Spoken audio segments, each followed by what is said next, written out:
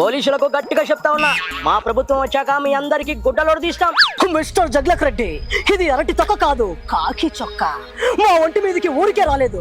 రేయనక పగలనక కష్టపడి చదివి కఠినమైన పరీక్షలు పాస్ అయితే అప్పుడు వచ్చింది.